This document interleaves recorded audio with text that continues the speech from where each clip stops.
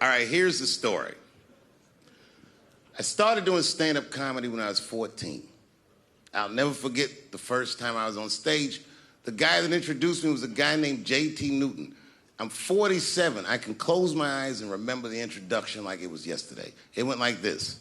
Ladies and gentlemen, this next young man coming to the stage is starting his comedy career tonight. Who knows? We may be witnessing the birth of a star. Please welcome David Chappelle.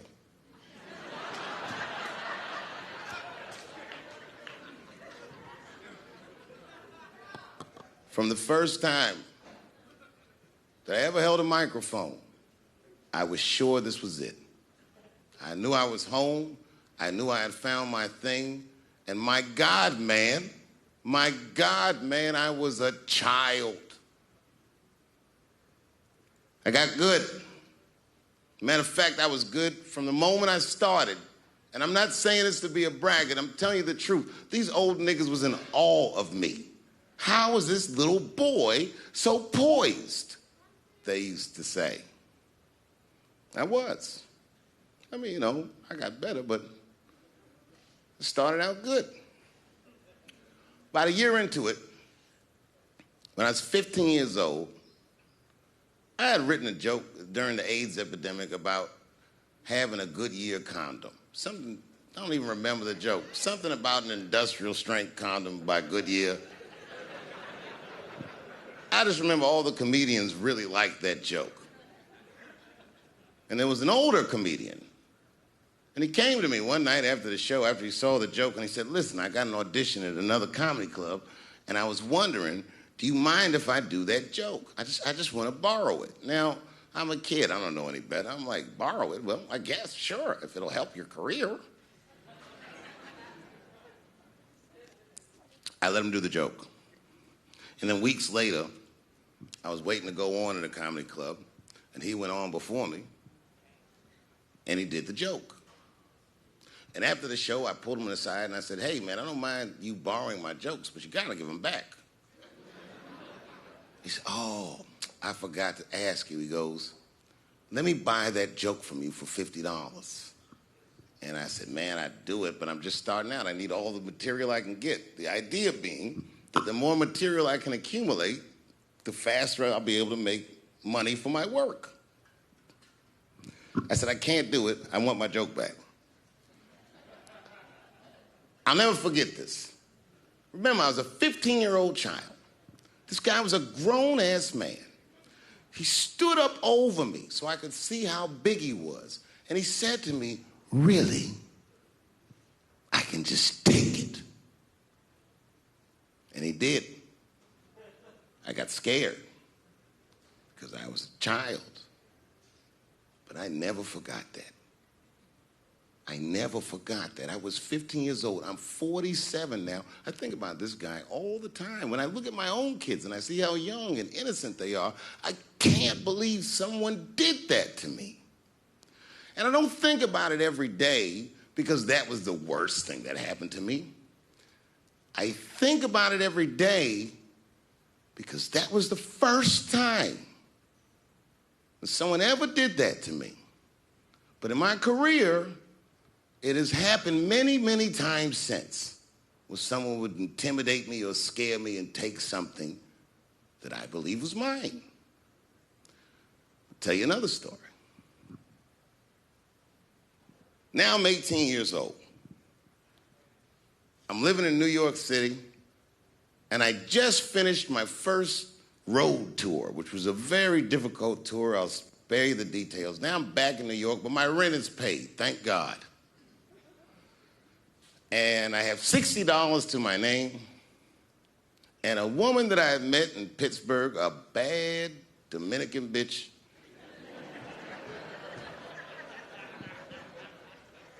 was coming to New York. She was gonna spend the weekend with me. I couldn't wait for her to get there. She was coming that evening. But remember, I only had $60 for a whole weekend to entertain a bad bitch. Now I'm walking through Greenwich Village, and I see something I've never seen before. 3-card Monte. You know what that is? Yeah, the guy had the whole thing. The table was set up, and he had the 3 cards, and the crowd was hooting and hollering, and he was like, find the red card, find the red card, and people were playing. Sometimes they win, sometimes they lose, but it was really exciting, and I'm standing there watching it, and I noticed while I'm watching them play this game that the red card, the one you're trying to find, had just a little bend on the corner. And I'm watching it, and I'm like, yo, this guy doesn't seem to know that red card is bent. I'm going to beat this motherfucker. And I walked up to the table, and I said, let me play a hand. And I put my last $60 on that table, and he starts to shuffle and find the red card, find the red card. And I kept watching that bent card go around the table, make sure I kept my eyes on that bent card. And when he stopped shuffling, and he said, find the red card, I pointed to it with confidence. Here it is right here. And he flipped it over, and it was black. And he took my money. I couldn't fucking believe that. How did this nigga do that? Was that magic or sorcery? I was confused. So you know what I did? I sat there, and I watched him for a real long time play the game. And I realized that all those people who was doing all that hooting and hollering and betting, my God, they were his friends. They were in on the whole thing. I felt so wronged. I felt so stupid. And then the next sucker came up to the table and was about to put his money down. And I said, fuck that, man. Don't put your money there. All these niggas is in on it. It's a trick. And when I said that, the guy that was dealing, and this motherfucker was huge, snatched me up by my collar. Feel how strong he was when he grabbed me. I was a skinny little guy. And he was gonna maul me. And the only reason he didn't, I'm sure, is because he saw the fear in my face. And that fear, he looked at me. I saw his eyes go from hard to soft. He softened. Then he looked at me like the way a father would look at a child. And he said to me, young man, don't ever come between a man and his meal. I never forgot that either. Most niggas would have to run the streets for years to learn a lesson that profound. It took me 2 seconds. Never get between somebody and their paper. Taking a man's livelihood away from him is akin to killing him. Do you know why Prince, the famous rock star that was a friend of mine, do you know why he called himself the artist when he came back? He calls himself the artist because that's what they call us in our contracts. Oh, these contracts are crazy. You should hear the terminology they say in these contracts. To use your name and likeness in perpetuity throughout the universe. Who the fuck could possibly know what that means? Nobody does. It's so complicated, in fact, that when you're a kid like me, you have to hire somebody to tell you what that means. And you sit down at a table and you do the contract game. And that's how I got with Comedy Central. I signed the contract. But I signed the contract the way that a 28-year-old expectant father that was broke signs a contract. I was desperate. I needed a way out. And it wasn't good money and it wasn't good circumstances. But what else am I going to do, I said. And all these white people sitting at that table told me, trust us, Dave, it's a good contract. And I looked around the table and they all seemed to agree it was a good contract. But what if it was like that game of 3-Card Monte? What if they were all friends and I didn't know it? And the bag of money was Iceberg's money in the first place. What was I talking about? What was I trying to tell you? Last week, 2 weeks ago, whenever it was, I called Lauren Michaels. and I tell them, okay, I'll do it. I'll do Saturday Night Live on election night, and the day I made that phone call, the day I committed to it, it gets announced that Netflix is streaming Chappelle's show. Not just Netflix, HBO Max is streaming it too. Let me tell you another story about HBO. No, hear me out. Did you know, before Chappelle's show was at Comedy Central, I pitched that show to HBO. I told them what I wanted to do. Now, these are executives. All they have to do is say, yeah, we'll take it, or no, thank you, we won't. But they didn't say either of those things. They went too far. They said, literally, what do we need you for? That's what they told me, as they kicked me out of the office. What do we need you for? And here we are, all these years later, and they're streaming the very show that I was pitching to them.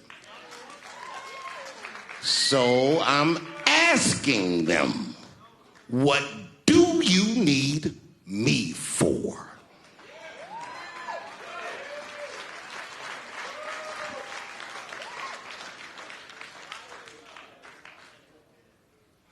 People think I made a lot of money for Chappelle's show. When I left that show, I never got paid. They didn't have to pay me because I signed the contract. But is that right? I found out that these people were streaming my work, and they never had to ask me, or they never had to tell me. Perfectly legal, because I signed the contract. But is that right? I didn't think so either. That's why I like working for Netflix. I like working for Netflix because when all those bad things happened to me, that company didn't even exist.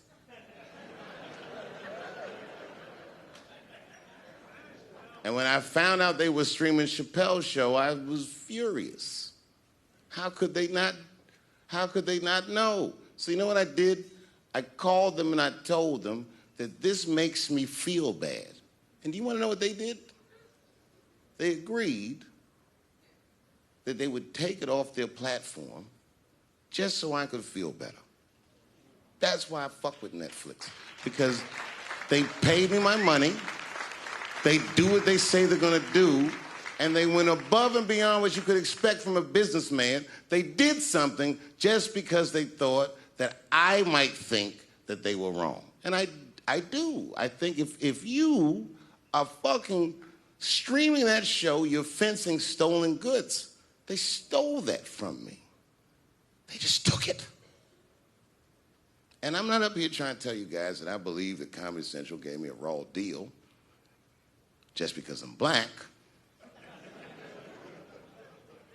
I believe that they gave me a raw deal because this fucking industry is a monster. It's the same monster that these Me Too bitches was trying to tell you about. But they hate the monster for how it fucks. And I hate that monster for how it eats. But my God, man, it's the same monster.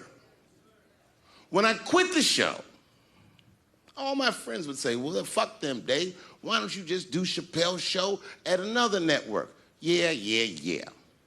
And why doesn't a slave run from one plantation to another plantation? Because the master over there might be nicer. My God, man, I was trapped. You know what? Tell you the truth. I've even thought about coming back and doing another Chappelle show. Well, but if I do, I can't call it Chappelle's show because my name and likeness is being used by them in perpetuity throughout the universe. It's in the contract.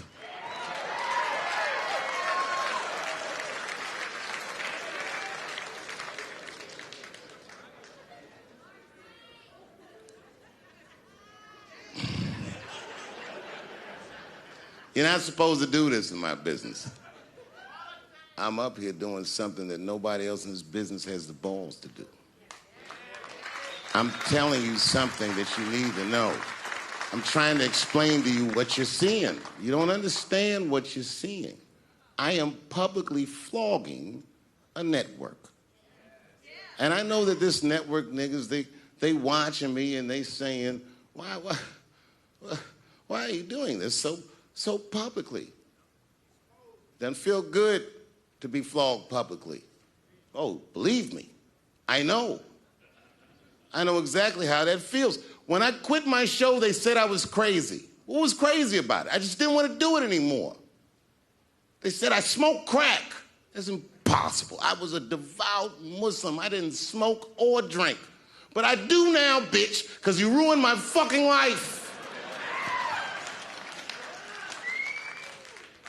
Now it's their turn. This is their first nigga lesson, and I'm honored to give it to them. They're gonna pay me for this show. I called my agent. I said, is there anything I can do about this show? And he said, no. Well, fuck you too then. If you want something done right, I guess you got to do it yourself. So I'm not going to the agents. I'm coming to my real boss. I'm coming to you. I'm begging you. If you ever liked me, if you ever think there was anything worthwhile about me, I'm begging you. Please don't watch that show. I'm not asking you to boycott any network. Boycott me. Boycott Chappelle's show. Do not watch it unless they pay me.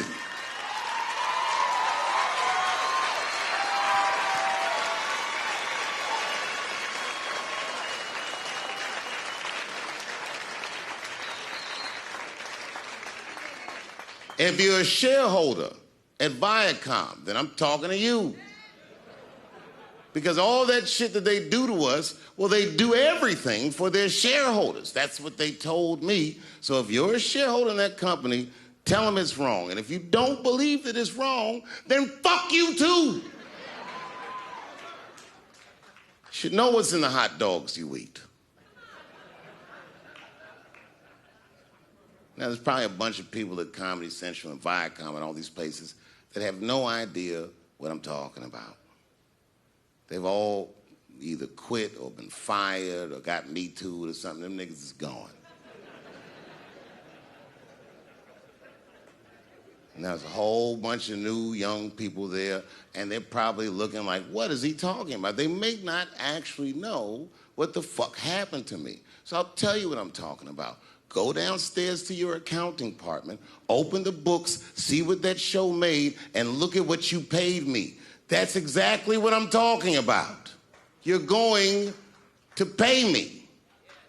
I am inviting you to come with me and work with me, and let's fight against that terrible, terrible feeling that you made me feel together. We can fight together and work this thing with Chappelle's show out. Or I can just take it. Thank you.